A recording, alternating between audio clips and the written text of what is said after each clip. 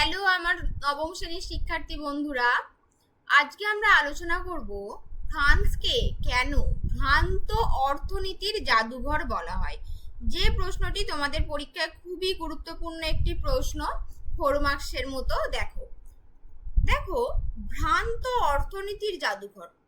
অর্থনীতি মানে হলো একটি দেশ, সেখানে সেখানে জনগণের সামগ্রিক জনগণের আর্থিক অবস্থা কিরূপ, তাদের ওপর দেশের সম্পত্তি, দেশের মোট সম্পত্তি সেখানকার সমস্ত জনগণের ওপর কিভাবে বণ্টিত হয়, সেটি হলো অর্থনীতি। যে দেশ একটা সুষ্ঠু দেশ তাকেই বলা হয়, একটা সাম্যাবস্থাযুক্ত দেশের অর্থনৈতিক অবস্থা, যেখানে জনগণের মধ্যে একটা আয়ের ভারসাম্য বজায় থাকছে। কিন্তু ফ্রান্স, বিপ্লব পূর্ববর্তী ফ্রান্স ছিল সম্পূর্ণ বিপরীত, যেটি আমরা আগের দুটি প্রশ্নেই বুঝেছিলাম। তাই সেখানকার অর্থনীতিকে ভ্রান্ত অর্থনীতি, অর্থাৎ একটি ভুলে ভরা, অর্থাৎ যে অর্থনীতিতে কোনো দিনই একটা দেশ দীর্ঘদিন, দিনের পর দিন, যুগের পর যুগ চলতে পারে না, তো সেই ফ্রান্সকে ভ্রান্ত অর্থনীতির জাদুঘর, অর্থাৎ সেখানে অর্থনৈতিক কাঠামো, সেখানকার ইকোনমিক যে সিস্টেমগুলি পুরোটাই ছিল ভুলে ভরা।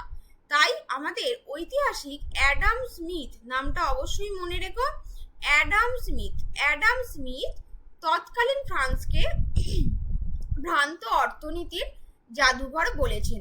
তো এটি কিন্তু তোমাদের এসএকিউ হিসাবেও আসে, কে ফ্রান্সকে ভ্রান্ত অর্থনীতির জাদুঘর বলেছেন। দেখো তাহলে এখানটা তোমরা ভূমিকাটা আমাদের একটু দিতে হবে। ভ্রান্ত অর্থনীতির জাদুঘরে এলে সেই ফরাসি বিপ্লবের ভূমিকাটাও তোমরা দিতে পারো, যে ফ্রান্সের আর্থিক অবস্থা ফরাসি বিপ্লবের অন্যতম কারণ ছিল। ফ্রান্সের রাজস্ব ব্যবস্থা কি ছিল? ত্রুটিপূর্ণ, কারণ সরকারের অমিতব্যয়িতা, বিলাসিতা, অর্থাৎ যারা রাজ পরিবারের সদস্য ছিলেন, অভিজাত বা যাজক সম্প্রদায়ের সদস্য ছিলেন, তারা মানে দু হাতে টাকা পয়সা খরচ করা যাকে বলা হয়, তারা কোনো রকম পরিশ্রম করতো না। শুধুমাত্র তৃতীয় শ্রেণীর মানুষদের থেকে জোর করে আদায় করা অর্থ, টাকা পয়সা, সম্পত্তি, তাদের থেকে জোর করে আদায় করা টাকা পয়সা নিয়ে তারা নিজেরা বিলাসবহুল জীবনযাপন করতেন। জিনিসপত্রের মূল্যবৃদ্ধি মানে রাজার ইচ্ছা হলো, বা তৎকালীন সমাজে যেহেতু রাজতন্ত্র ছিল, যে জিনিসপত্রের মূল্য বাড়াতে হবে যাতে রাজকোষে বেশি অর্থ জমা পড়ে, তাই মূল্য বৃদ্ধি রাজা করে দিতেন।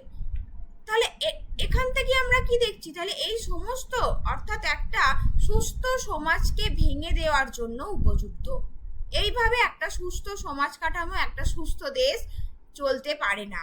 তাহলে এই পরিস্থিতি ফ্রান্সের যে সামাজিক পরিস্থিতি, সেইগুলো ভয়ঙ্কর করে তুলেছিল।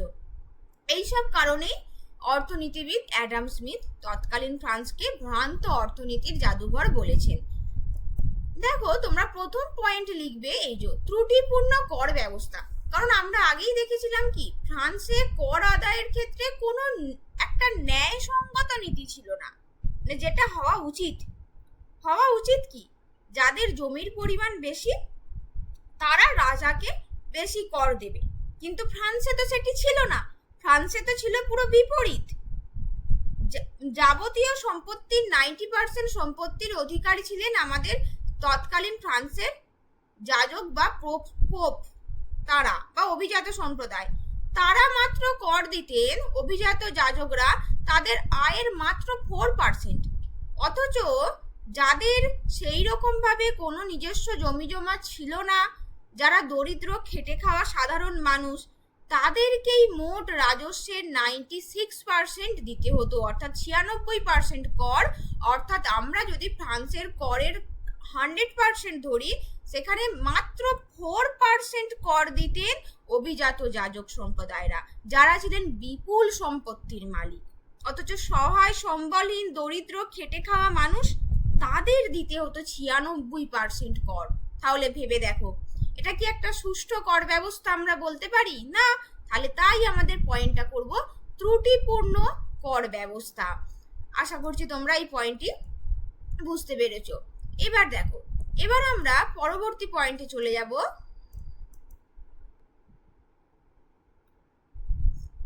দেখো 2 নম্বর পয়েন্ট, সরকারের বেহিসাবি অর্থ ব্যয়। অর্থাৎ ফ্রান্সের রাজাদের বেহিসাবি, তাদের কোনো একটা হিসাব নিকাশ করে কতটা তাদের খরচ করা প্রয়োজন সেই রকম কোনো তারা হিসাব করতেন না, তাদের যত খুশি তারা অর্থ ব্যয় করতেন। ফলস্বরূপ কি, রাজকোষের অর্থে টানাটানি পড়ে। তৃতীয় পয়েন্ট, যুদ্ধনীতির অযৌক্তিকতা। দেখো চতুর্দশ লুই ও পঞ্চদশ লুইয়ের আমলে বিভিন্ন যুদ্ধে যোগদান করে, কিন্তু সেই যুদ্ধে যোগদানের জন্য যুদ্ধ মানেই কি, সেইখানে যে কোনো দেশেরই যুদ্ধ মানে বা যুদ্ধে অংশগ্রহণ করা মানে সেই দেশের বিপুল একটা আর্থিক ক্ষতি। তো স্বাভাবিকভাবে ফ্রান্সও যখন বিভিন্ন যুদ্ধে যোগদান করে সেখানে ফ্রান্সের প্রচুর অর্থ ব্যয় হয়, কিন্তু সে বিষয়েও তৎকালীন ফ্রান্সের রাজারা কোনো অবগত ছিলেন না, কারণ তাদের লক্ষ্যই তো ছিল যতই অর্থ ব্যয় হোক তৃতীয় শ্রেণীর মানুষদের ওপর অন্যায় অত্যাচার করে তাদের থেকে অর্থ তারা কেড়ে নেবে। তাই সেই যে প্রচুর অর্থ ব্যয় হয় যা ফরাসি অর্থনীতিকে দুর্বল করে দেয় সামগ্রিকভাবে। 4 নম্বর পয়েন্ট, স্বাভাবিক, কারণ আমরা দেখতেই পেলাম যে ফ্রান্স আর্থিক দিক থেকে দুর্বল হলো, তাহলে এর সঙ্গেই যুক্ত কি হবে, রাজকোষের সংকট। কারণ উপরোক্ত কারণে কি হবে, যে বিপ্লব পূর্বে ফ্রান্সের রাজকোষে তীব্র অর্থ সংকট দেখা যায়, অর্থের স্বল্পতা শুরু হয়। ষোড়শ লুইয়ের সময়ে তুর্গো নেকার প্রমুখ অর্থমন্ত্রী অভিজাতদের বিরোধিতায় আর্থিক সমস্যা সমাধানের কাজটি সঠিকভাবে করতে পারে না। তারা ছিল অর্থমন্ত্রী, অর্থাৎ টাকা পয়সার হিসাবটা অর্থমন্ত্রীদের দায়িত্বে থাকে। ফলস্বরূপ কি, তাদের পদচ্যুত করতে বাধ্য করে সেখানকার মানুষেরা। তারপর দেখো 5 নম্বর পয়েন্ট হলো যেটা সামগ্রিক পয়েন্ট, অর্থনৈতিক সংকট। তাহলে ফলস্বরূপ আমরা কি দেখলাম, সেখানকার ফ্রান্সের জনসংখ্যা বৃদ্ধি, মুদ্রাস্ফীতি মানে জিনিসপত্রের দাম মাত্রাতিরিক্ত হারে বেড়ে যাওয়া, অর্থাৎ নিত্য প্রয়োজনীয় জিনিসের দাম স্বাভাবিক যে দাম থাকা উচিত তার থেকে মাত্রাতিরিক্ত বৃদ্ধি পাওয়াকে আমরা বলি মুদ্রাস্ফীতি। তাহলে মুদ্রাস্ফীতি ইত্যাদির ফলে কি হলো, প্রাক বিপ্লব পর্বে ফ্রান্সের অর্থনৈতিক সংকট আরো তীব্র থেকে তীব্রতর ধারণ করলো এবং পাশাপাশি প্রাকৃতিক দুর্যোগের ফলেও শস্যহানি ঘটলো, অর্থাৎ সেখানকার ফসল শস্য যা কিছু ছিল অনেকাংশই সেটা নষ্ট হয়ে গিয়েছিল। তাহলে ফলস্বরূপ সেখানকার সংকট আরো বাড়িয়ে দেয়। তাহলে ফ্রান্সের এই যে অর্থনৈতিক বিপর্যয়, এই সময় ফরাসি বিপ্লবটাকে, সামগ্রিক ঘটনাগুলি ফরাসি বিপ্লবটাকে কিন্তু সার্থক করতে ইন্ধন জুগিয়েছিল। তাহলে এই গেল তোমাদের হচ্ছে ফ্রান্সকে ভ্রান্ত অর্থনীতির জাদুঘর কেন বলা হয় এই প্রশ্নের উত্তরটি। তো আশা করছি তোমরা এটি বুঝতে পেরেছো।